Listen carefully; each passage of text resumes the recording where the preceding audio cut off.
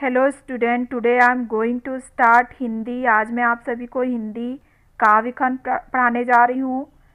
यहाँ देखिए, class 10th Hindi काव्य खंड पाठ 1 सूरदास पद। तो आप लोग ध्यान दीजिए। वकास, निधि, अनिरुद्ध, प्रियंका, सतीश, यश, आप लोग हिंदी में इंटरेस्ट नहीं ले रहे हैं तो आप लोग हिंदी पर भी ध्यान दें, क्योंकि आपका ये 10th क्लास है। अदर सब्जेक्ट के साथ साथ आप इस पे भी ध्यान दें। तो चलिए स्टार्ट करते हैं आज पार्ट 1 सूरदास पद। सूरदास जी हमारे देश के एक प्रसिद्ध महान कवि हैं, जिन्होंने कई सारी रचनाएं लिख रखी हैं। सूरदास का जीवन परिचय यह बताता है कि सूरदास जी को भगवान श्री कृष्ण का सबसे बड़ा भक्त माना जाता है और इन्होंने कई सारे कृष्ण जी से जुड़ी भक्ति गीत भी लिख रखे हैं। 15वीं शताब्दी के सबसे प्रसिद्ध कवि और संगीतकार कहे जाने वाले सूरदास जी को हिंदी साहित्य का सबसे बड़ा विद्वान भी माना जाता है। तो चलिए आगे देखते हैं सूरदास जी का जीवन परिचय। संत सूरदास का जीवन परिचय। नाम था सूर्यदास। जन्म इनका सही तरीके से तो नहीं मालूम था, लेकिन इनका जन्म 1478 से 1483 के बीच में हुआ था। जन्म स्थान था ब्रज, दिल्ली में सल्तनतपुर, ऐसा माना जाता है। इनका जन्म स्थान रूनकता में था। इनकी मृत्यु हुई थी 1561 से 1584 में ब्रज में, मुगल साम्राज्य में हुई थी। इनके पिता का नाम था रामदास सारस्वत। पेशा था इनका संत। पेशे से ये संत थे, कवि थे और संगीतकार थे। प्रसिद्ध रचनाएं इनकी थी सूरसागर, सूरसारावली, साहित्य लहरी, नल दमयंती, ब्याहलो, ये थी इनकी प्रसिद्ध रचनाएं। कवि सूरदास जी का जन्म और परिवार। तो चलिए जानते हैं सूरदास जी के जन्म और उनके परिवार के बारे में। सूरदास का जीवन परिचय। महान कवि सूरदास जी का जन्म कब और किस जगह पर हुआ था, इसके बारे में कोई पुख्ता जानकारी नहीं है, लेकिन ऐसा माना जाता है कि इनका जन्म 1478 से 1483 के बीच में हुआ था और इनका जन्म स्थान ब्रज था। कई साहित्यकारों का यह भी मानना है कि सूरदास जी का जन्म रूनकता नामक गांव में हुआ था, जो कि मथुरा के पास स्थित है। सूरदास जी के पिता का नाम रामदास सारस्वत था, जबकि इनकी माता के बारे में किसी भी तरह की जानकारी उपलब्ध नहीं है। इस तरह से सूरदास जी की हुई थी गुरु वल्लभाचार्य से मुलाकात। एक बार सूरदास जी वृंदावन गए हुए थे और इसी दौरान उनकी मुलाकात वल्लभाचार्य से हुई। वल्लभाचार्य को सूरदास काफ़ी अच्छे लगे और उन्होंने सूरदास जी को अपना शिष्य बना लिया। वल्लभाचार्य का शिष्य बनने के बाद सूरदास जी पूरी तरह से भगवान की भक्ति में लीन हो गए थे और अपने गुरु के साथ मिलकर वे श्री कृष्ण की भक्ति करने लगे। चलिए आगे जानते हैं सूरदास जी का जीवन परिचय और कृष्ण से जुड़ी कथा। अपने गुरु वल्लभाचार्य के साथ मिलकर सूरदास जी दिन रात भगवान श्री कृष्ण की भक्ति किया करते थे। ऐसा कहा जाता है कि सूरदास जी कृष्ण जी की भक्ति में इतने खोए रहते थे कि उन्हें किसी भी चीज़ का ध्यान तक नहीं रहा करता था। सूरदास जी से जुड़ी एक कथा के अनुसार एक बार सूरदास भगवान श्री कृष्ण जी के नाम में इतने लीन हो गए थे कि वो एक कुएं में जा गिरे। जिसके बाद भगवान श्री कृष्ण ने उनकी जान बचाई। इतना भी नहीं, श्री कृष्ण ने सूरदास जी की जान बचाने के बाद सूरदास जी की आंखों की रोशनी भी सही कर दी थी, जिसके चलते सूरदास कृष्ण जी के दर्शन कर पाए। वही श्री कृष्ण जी के दर्शन पाने के बाद सूरदास ने भगवान कृष्ण से कहा कि आप मेरी आंखों की रोशनी वापस ले लें। मैंने आपको देख लिया, अब मैं कुछ और नहीं देखना चाहता हूँ। जिसके बाद श्री कृष्ण जी ने सूरदास जी की आंखों की रोशनी को वापस ले लिया। स्टूडेंट, आगे क्या होता है, आइए देखते हैं। वही श्री कृष्ण जी के सूरदास जी की जान बचाने के बाद जब कृष्ण जी की पत्नी रुक्मणी ने उनसे पूछा कि आपने सूरदास जी की जान क्यों बचाई, तब श्री कृष्ण जी ने अपनी पत्नी से कहा कि सूरदास उनके सच्चे भक्त हैं और अपने सच्चे भक्त की हमेशा रक्षा करनी चाहिए। चलिए जानते हैं सूरदास जी की मृत्यु कब हुई थी और कैसे हुई थी। सूरदास जी ने अपने पूरे जीवन में केवल श्री कृष्ण जी की ही भक्ति की है और इन्होंने जो भी रचनाएं लिखी है उनके केवल कृष्ण का ही जिक्र है। उनमें केवल किसका जिक्र है? कृष्ण जी का। सूरदास ने अपने जीवन की अंतिम सांस 1561 से 1584 के बीच ली थी और इनका निधन ब्रज में ही हुआ था। आइए जानते हैं सूरदास जी की रचनाएं। महान कवि सूरदास जी ने कई सारी रचनाएं लिखी हैं जो कि सब श्री कृष्ण जी से जुड़ी हुई है। इन सभी रचनाओं में सूरदास ने श्री कृष्ण के प्रति अपने प्रेम और भक्ति को जाहिर किया है। सूरदास द्वारा लिखी गई रचनाओं में से 5 रचनाएं काफ़ी प्रसिद्ध हैं, जिनके नाम इस प्रकार हैं। पहला है सूरसागर, दूसरा है सूरसारावली, तीसरा है साहित्य लहरी, चौथा है नल दमयंती और ब्याहलो। चलिए आगे जानते हैं सूरदास जी द्वारा लिखे गए प्रसिद्ध भजन। पहला भजन है सूरदास जी का रे मन कृष्णा नाम कही लीजै। दूसरा है मेरी मन अनंत कहा सुख पावे। तीसरा है दर्शन दो घनश्याम नाथ मोरी अखियां प्यासी रे। चौथा है मैया मोरी मैं नहीं माखन खायो। पांचवा है सबसे ऊंची प्रेम सगाई। छठवा है अखियां हरि दर्शन की प्यासी और सातवां है प्रभु मेरे अवगुण चितना धरो। ये है श्री सूरदास जी द्वारा लिखे गए प्रसिद्ध भजन जिनके नाम दिए गए हैं। आई होप आपको सूरदास जी का जीवन परिचय समझ में आ गया होगा। और अब हम स्टार्ट करेंगे सूरदास के पद।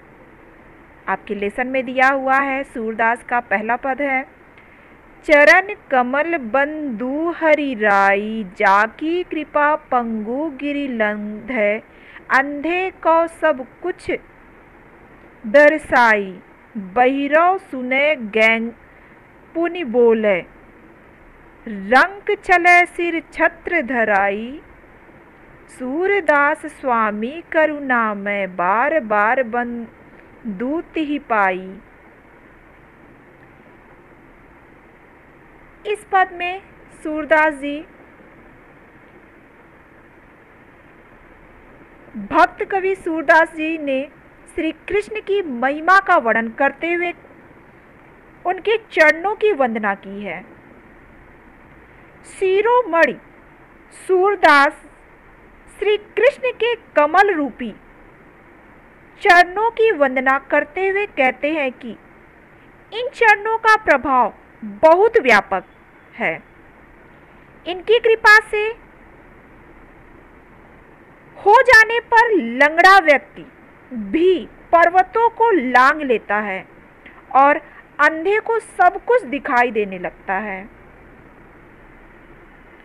इन चरणों के अनोखे प्रभाव के कारण बहरा व्यक्ति सुनने लगता है और गूंगा पुनः बोलने लगता है। किसी दरिद्र व्यक्ति पर श्री कृष्ण के चरणों की कृपा हो जाने पर वह राजा बनकर अपने सिर पर राज छात्र धारण कर लेता है। सूरदास जी कहते हैं कि ऐसे दयालु प्रभु श्री कृष्ण के चरणों की मैं बार बार वंदना करता हूँ। चलिए दूसरा पद देखते हैं श्री कृष्ण जी का। सूरदास जी जो लिखे हैं, अभिगत गति कछु कहत न आवे, जो गूंगे मीठे फल को रस अंतर्गत ही भावे, परम स्वाद सब ही सुनिरंतर अमित तोष उपजावे, मन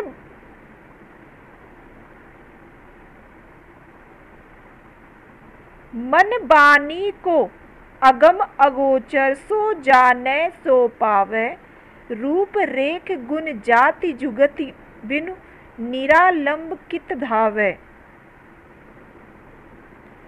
सब विधि अगम बीच रही ताते सूर सगुन पद गावे।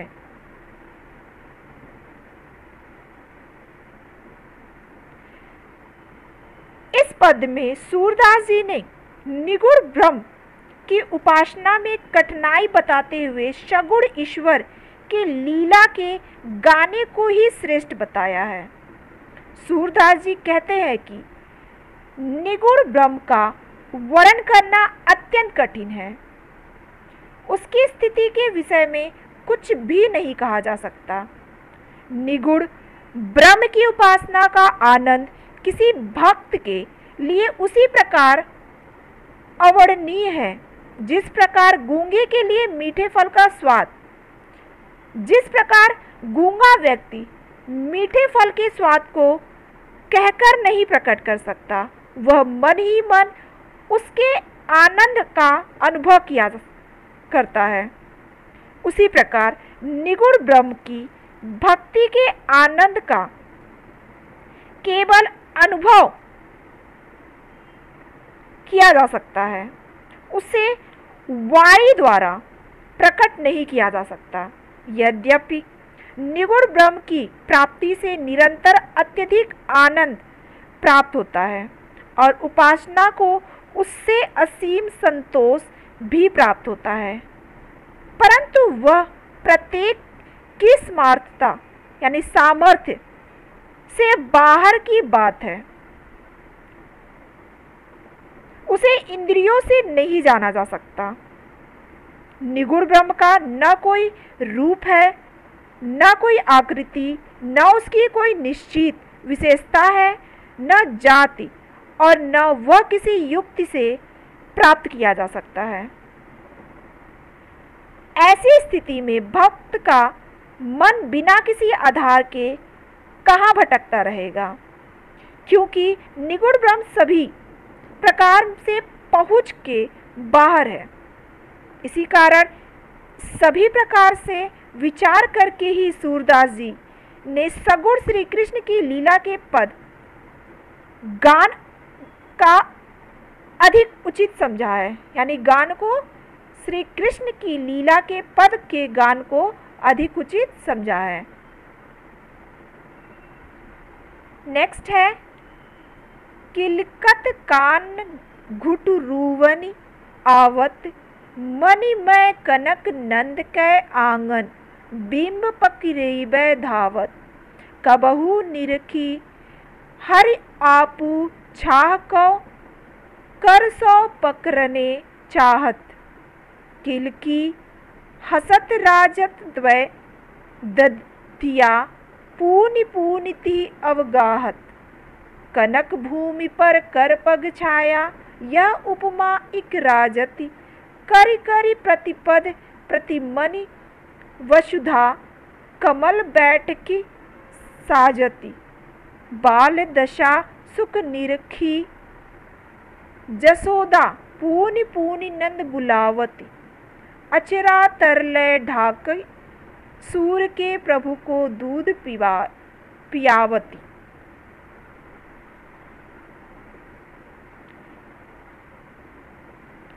इस पद में कवि ने मड़ियों से युक्त आंगन में घुटनों के बल चलते हुए बालक श्री कृष्ण की शोभा का वर्णन किया है। श्री कृष्ण के सौंदर्य एवं बाल लीलाओं का वर्णन करते हुए सूरदास जी कहते हैं कि बालक श्री कृष्ण अब घुटनों के बल चलने लगे हैं। राजा नंद का आंगन सोने का बना है और मड़ियों से जटिल है। उस आंगन में श्री कृष्ण घुटनों के बल चलते हैं तो किलकारियां भी मारते हैं और अपना प्रतिबिंब पकड़ने के लिए दौड़ते हैं। जब वे किलकारी मारकर हंसते हैं तो उनके मुख में दो दांत शोभा देते हैं। उन दांतों के प्रतिबिंब को भी वे पकड़ने का प्रयास करते हैं। उनके हाथ पैरों की छाया उस सोने के फर्श पर ऐसी प्रतीत होती है मानो प्रत्येक मणि में उनके बैठने के लिए पृथ्वी ने कमल का आसन सजा दिया है, अथवा प्रत्येक मणि पर उनके कमल जैसे हाथ पैरों का प्रतिबिंब पड़ने से ऐसा लगता है कि पृथ्वी पर कमल के फूलों का आसन बिछा हुआ है। श्री कृष्ण की बाल लीलाओं को देखकर माता यशोदा जी बहुत आनंदित होती हैं और बाबा नंद को भी बार बार वहां बुलाती हैं। इसके बाद माता यशोदा सूरदास के प्रभु बालक कृष्ण को अपने आंचल से ढककर दूध पिलाने लगती हैं। ये था इस पद का भावार्थ। नेक्स्ट पद है, मैं अपनी सब गाय चराए हो, प्रात होत बल कै संग जय हो, तेरे कहे न रहो, ग्वाल बाल गायनी के भीतर नैकहू डर नहीं लागत, आज न सो नंद दुहाई, रैनी रहेगो जागत, और ग्वाल सब गाय चरे है, मैं घर बैठो रहे हो, सूर श्याम तुम सोई रहे हो, अब प्रात जान मैं दय हो। इस पद में बालक श्री कृष्ण की माता यशोदा से किए जा रहे स्वाभाविक बालहट का वर्णन किया गया है। श्री कृष्ण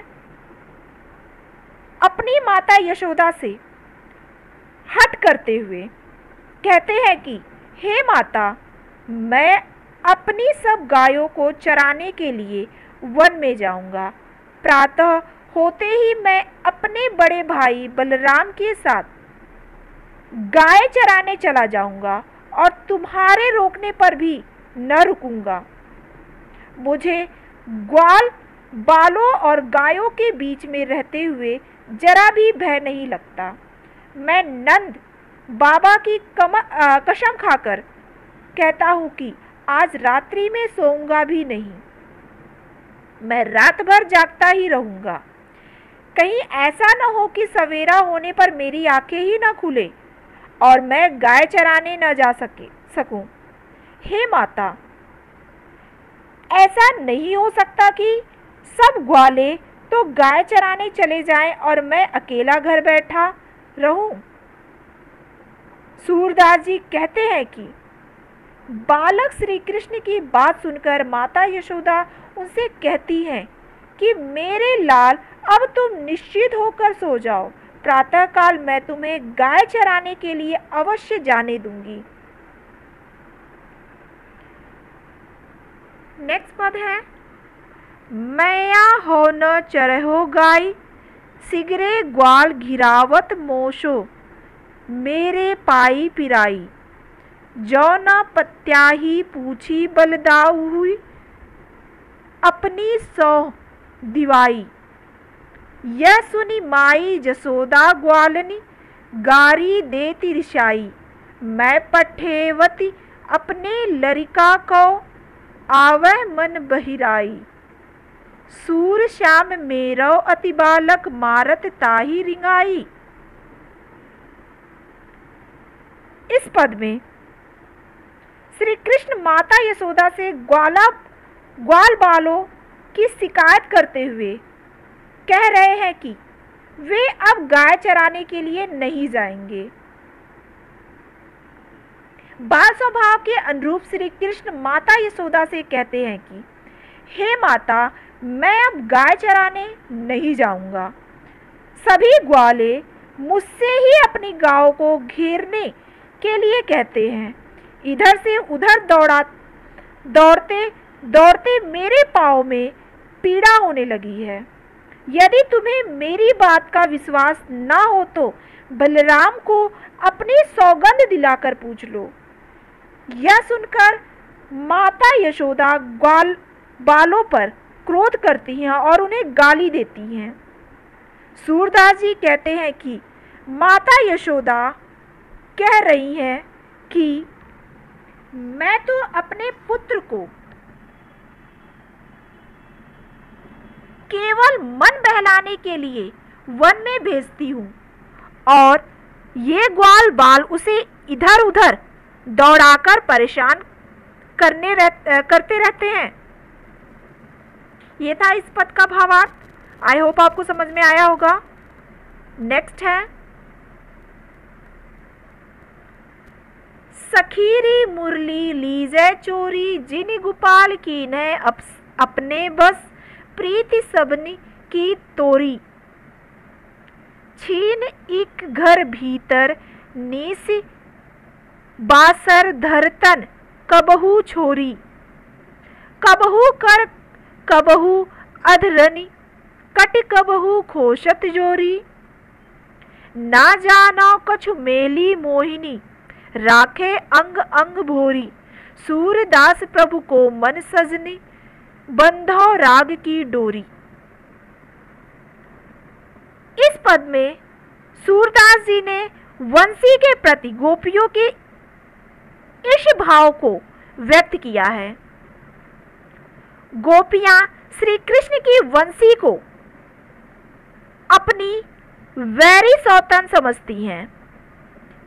एक गोपी दूसरी गोपी से कहती है कि हे सखी, अब हमें श्री कृष्ण की यह मुरली चुरा लेनी चाहिए, क्योंकि इस मुरली ने गोपाल को अपनी ओर आकर्षित कर अपने वश में कर लिया है और श्री कृष्ण ने भी मुरली के वशीभूत होकर हम सभी को भुला दिया है।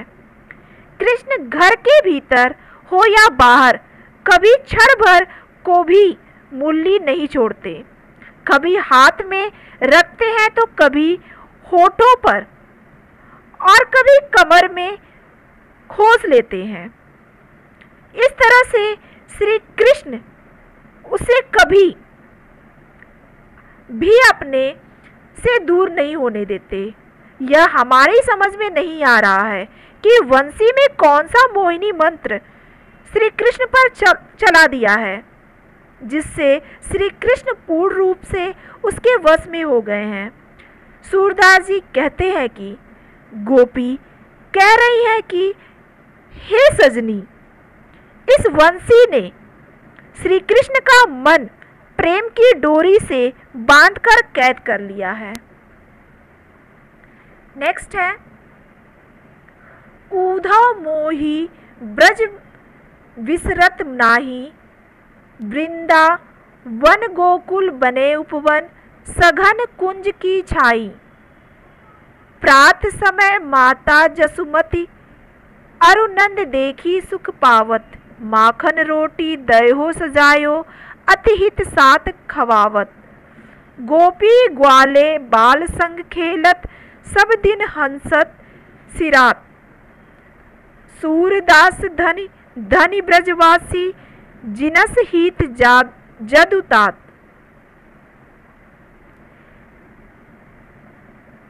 इस पद में उद्धव ने मथुरा पहुंचकर श्री कृष्ण को वहां की सारी स्थिति बताई, जिसे सुनकर श्री कृष्ण भाव विभोर हो गए। इस पर वे उद्धव से अपनी मनोदशा व्यक्त करते हैं। श्री कृष्ण ने उद्धव से ब्रजवासियों की दीन दशा सुनी और उन्हीं के ध्यान में खो गए। वे उद्धव से कहते हैं कि मैं ब्रज को भूल नहीं पाता। वृंदावन और गोकुल के वन उपवन सभी मुझे याद आते रहते हैं। वहां के घने कुंजों की छाया को भी मैं भूल नहीं पाता। नंद बाबा और यशोदा मैया को देखकर मुझे जो सुख मिलता था वह मुझे रह रहकर स्मरण हो आता है। वे मुझे मक्खन रोटी और भली प्रकार जमाया हुआ दही कितने प्रेम से खिलाते थे। ब्रज की गोपियां और ग्वाल बालों के साथ खेलते हुए मेरे सभी दिन हंसते हुए बीता करते थे। ये सभी बातें मुझे बहुत याद आती है। सूरदास जी ब्रजवासियों को धन्य मानते हैं और उनके भाग्य की सराहना करते हुए कहते हैं क्योंकि श्री कृष्ण को उनके हित की चिंता है और श्री कृष्ण इन ब्रजवासियों को प्रति क्षण ध्यान करते हैं।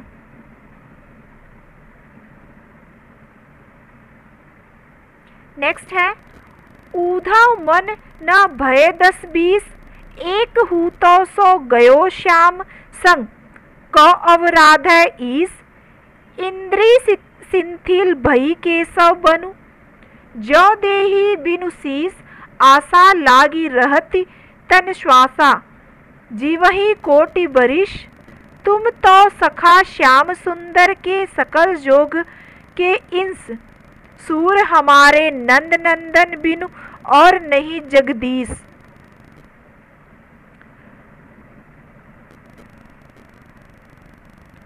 प्रस्तुत पद भ्रमर गीत प्रसंग का एक सरस अंश है। श्री कृष्ण के मथुरा चले जाने पर गोपियां अत्यधिक व्याकुल हैं। उद्धव जी गोपियों को योग का संदेश देने मथुरा से गोकुल आए हैं। गोपियां योग की शिक्षा ग्रहण करने में अपने को असमर्थ बताती हैं और अपनी मनोव्यथा को उद्धव के समक्ष व्यक्त करती हैं। गोपियां उद्धव जी से कहती हैं कि हे उद्धव, हमारे मन 10-20 नहीं है।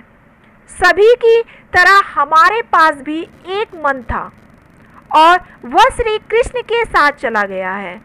अतः हम मन के बिना तुम्हारे बताए गए निगूढ़ ब्रह्म की आराधना कैसे करें? अर्थात बिना मन के ब्रह्म की आराधना संभव नहीं है। श्री कृष्ण के बिना हमारी सारी इंद्रियां निष्क्रिय हो गई हैं और हमारी दशा बिना सिर के प्राणी जैसी हो गई है। हम कृष्ण के बिना मृतवत हो गई हैं। जीवन के लक्षण के रूप में हमारी श्वास केवल इस आशा में चल रही है कि श्री कृष्ण मथुरा से अवश्य लौटेंगे और हमें उनके दर्शन प्राप्त हो जाएंगे। श्री कृष्ण के लौटने की आशा के सहारे तो हम करोड़ों वर्षों तक जीवित रह लेंगी। गोपियां उद्धव से कहती हैं कि हे उद्धव, तुम तो कृष्ण के अभिन्न मित्र हो और संपूर्ण योग विधा तथा मिलन के उपायों के ज्ञाता हो।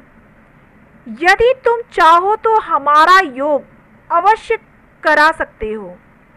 सूरदास जी कहते हैं कि गोपियां उद्धव से कह रही हैं कि हम तुम्हें यह स्पष्ट बता देना चाहती हैं कि नंद जी के पुत्र श्री कृष्ण को छोड़कर हमारा कोई आराध्य नहीं है। हम तो उन्हीं की परम उपासिका हैं। नेक्स्ट है उद्धव जाहू तुम ही हम जाने श्याम तुम ही श्या कौन नहीं पठयो तुम हो बीच भुलाने ब्रज नारिनी सो जोग कहत हो, बात कहत न लजाने। बड़े लोग न विवेक, तुम्हारे ऐसे भय अयाने। हम सो कही लई हम सही कह, जिए गुण ले सयाने। कह अबला कह दशा दिगंबर, नष्ट करो पहचाने। साच कहा तुमक अपनी सो, बूझत बात निदाने। सुर श्याम जब तुम ही पठायो, तब नेकहु मुस्काने। इस पद में सूरदास जी कहते हैं कि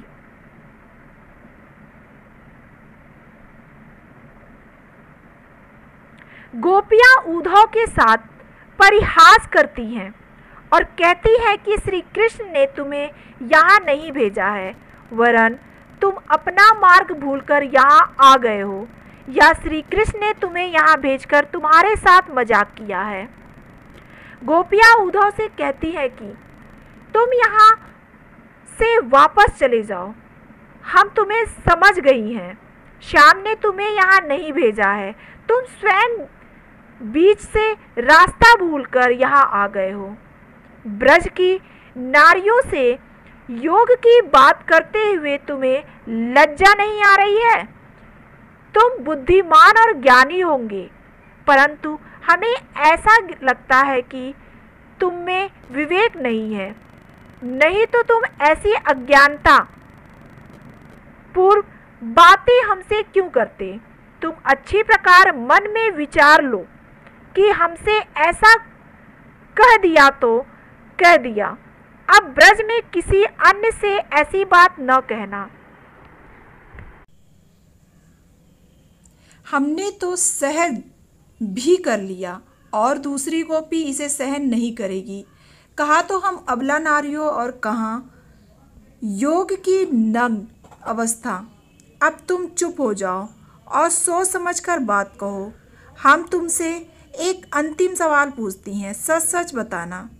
तुम्हें अपनी कसम है जो तुम सच न बोले।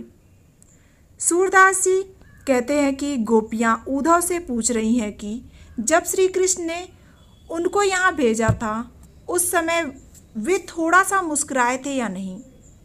वे अवश्य मुस्कुराए होंगे, तभी तो उन्होंने तुम्हारे साथ उपहास करने के लिए तुम्हें यहाँ भेजा है।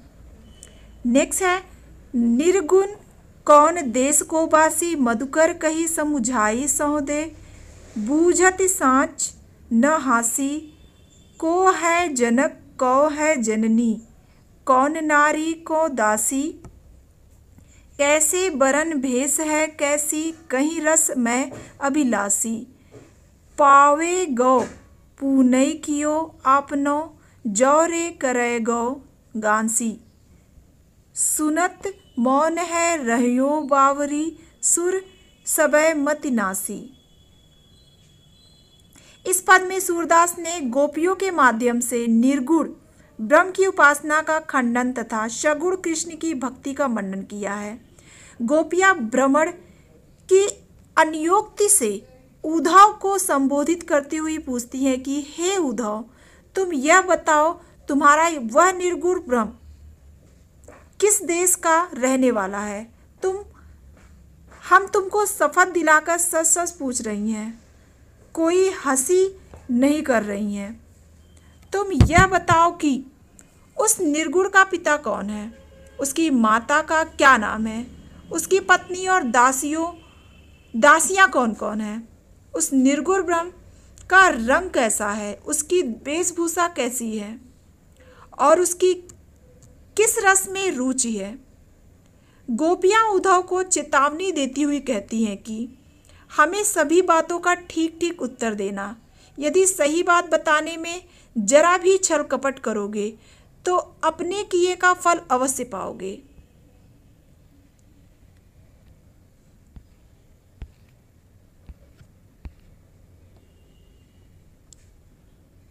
सूरदास जी कहते हैं कि गोपियों के ऐसे प्रश्नों को सुनकर ज्ञानी उद्धव ठगे से रह गए और उनका सारा ज्ञान गर्भ अनपढ़ गोपियों के सामने नष्ट हो गया। नेक्स्ट है स्टूडेंट,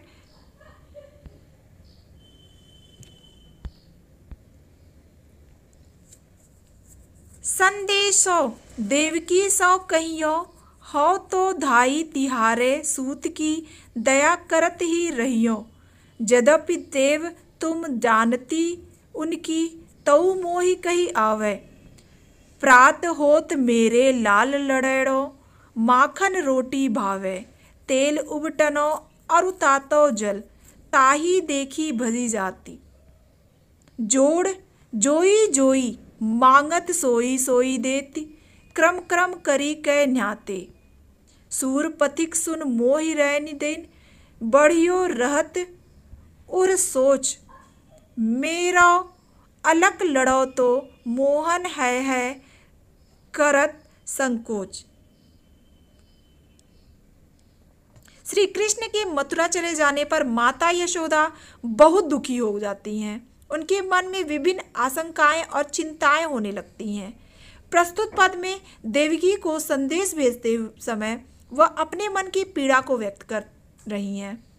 यशोदा जी श्री कृष्ण की माता देवकी को एक पथिक द्वारा संदेश भेजती हैं कि कृष्ण तुम्हारा ही पुत्र है, मेरा पुत्र नहीं है। मैं तो उसका पालन पोषण करने वाली मात्र एक सेविका हूँ, पर वह मुझे मैया कहता है, इसलिए मेरा उसके प्रति वात्सल्य भाव स्वाभाविक है। यद्यपि तुम उसकी आदतें तो जानती ही होगी, फिर भी मेरा मन तुमसे कुछ कहने के लिए उत्कंठित हो रहा है। सवेरा होते ही मेरे लाडले श्री कृष्ण को माखन रोटी अच्छी लगती है। वह तेल, उपटन और गर्म पानी को पसंद नहीं करता था, अतः उन वस्तुओं को देखकर ही भाग जाता था। उस समय वह जो कुछ मांगता था वही उसे देती थी। तब वह धीरे धीरे नहाता था। सूरदास जी कहते हैं कि यशोदा पति से अपने मन की दशा व्यक्त करती हुई कहती है कि मुझे तो रात दिन यही चिंता सताती रहती है कि मेरा लाडला श्री कृष्ण अभी तुमसे कुछ मांगने में बहुत संकोच करता होगा। तो ये था सूरदास जी का दोहा। आई होप इसका भावार्थ आपको अच्छे से समझ में आया होगा, और जीवन परिचय भी आप लोग इसको एक बार फिर से रिवीजन कर लीजिएगा। ओके।